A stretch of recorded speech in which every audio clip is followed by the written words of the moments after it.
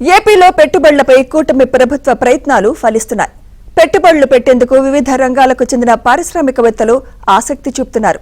అందులో భాగంగానే కొత్తగా 15 ప్రాజెక్టులకు ప్రభుత్వం ఆమోదం తెలిపింది. ఏపీలో పెట్టుబడుల ఆకర్షణకు కూటమి సర్కార్ భగీరథ ప్రయత్నం చేస్తోంది. దీనిలో భాగంగా ఇప్పటికే ఆర్సెల్ఆర్ మిట్టల్, ఎన్టీపీసీ, హెచ్పీసీఎల్, బీపీసీఎల్ వంటి సంస్థలు పెట్టుబడులకు ముందుకొచ్చాయి. 1.36 లక్షల కోట్లతో ఏర్పాటయ్యే ఆర్సెల్ఆర్ మిట్టల్ స్టీల్ పరిశ్రమకు 96,000 కోట్లతో ఏర్పాటయ్యే బీపీసీఎల్ వంటి ప్రాజెక్టులకు మరో 3 నెలల్లో శంకుస్థాపన చేయనున్నారు. గడిచిన 7 నెలల కాలంలో ప్రభుత్వం తీసుకొచ్చిన పాలసీలు, అందిస్తున్న సహకారంతో పెట్టుబడుల రాక ఆశాజనకంగా సాగుతోందని ప్రభుత్వం చెబుతోంది. మొదటి ఎస్ఐపిబి సమావేశంలో 83,987 కోట్లు, రెండో ఎస్ఐపిబిలో 1,82,162 కోట్ల పెట్టుబడులకు ప్రభుత్వం ఆమోదం తెలిపింది. గురువారం జరిగిన 3వ ఎస్ఐపిబి సమావేశంలో మరో 44,776 కోట్ల పెట్టుబడులకు ఆమోదం లభించింది. కూటమి ప్రభుత్వం ఏర్పడిన తర్వాత ఇప్పటి వరకు 3,10,925 కోట్ల పెట్టుబడులకు ఎస్ఐపిబి ఆమోదం తెలపగా వీటి ద్వారా 3,12,576 మందికి ఉద్యోగ ఉపాధి అవకాశాలు రానున్నాయి. పెట్టుబడులు త్వరితగతిన కార్యరూపం దాల్చేలా అధికారులు ట్రాకింగ్ చేయాలని సీఎం చంద్రబాబు అధికారులకు సూచించారు. 10 కోట్లకు పైగా పెట్టుబడులు పెట్టే ప్రతి ప్రాజెక్టు పురోగతిని తప్పనిసరిగా ట్రాకింగ్ చేయాలని ఆదేశించారు. గత 2 ఎస్ఐపిబి సమావేశాల్లో ఆమోదం తెలిపిన ప్రాజెక్టుల పురోగతిపైన ఆయన చర్చించారు. సాధ్యమైనంత త్వరగా ప్రాజెక్టులు గ్రౌండ్ అయ్యేలా చూడాలని సీఎం సూచించారు.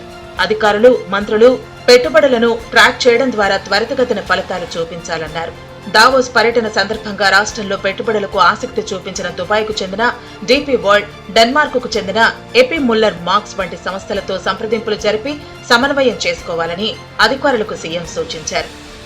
ఎస్ఐపిబి 3వ సమావేశంలో ఆమోదం తెలిపిన 15 ప్రాజెక్టులు పునరుత్పాదక విద్యుత్, ఫుడ్ ప్రాసెసింగ్ రంగానికి చెందినవి. ఆయా ప్రాజెక్టుల వివరాల్లోకి వెళితే నవయుగ ఇంజనీరింగ్ ఆధ్వర్యంలో అల్లూరు జిల్లా గుజ్జిలిలో 1,000 మెగావాట్లతో, చిత్తం వలసలో 800 మెగావాట్ల ప్రాజెక్టును 14,328 కోట్లతో ఏర్పాటు చేస్తున్నారు.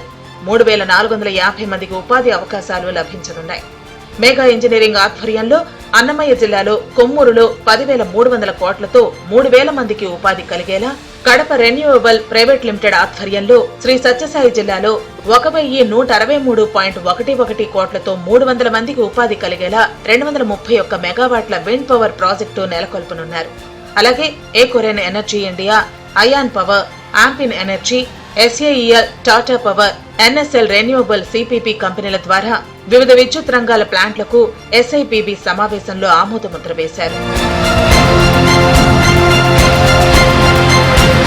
కోరమండల ఆధ్వర్యంలో 1,539 కోట్లతో కాకినాడ జిల్లాలో తమ ఫెర్టిలైజర్ ప్లాంట్ను విస్తరించేందుకు పెట్టుబడులు పెట్టేందుకు తాజాగా ప్రతిపాదనలు రాష్ట్ర ప్రభుత్వానికి సమర్పించింది.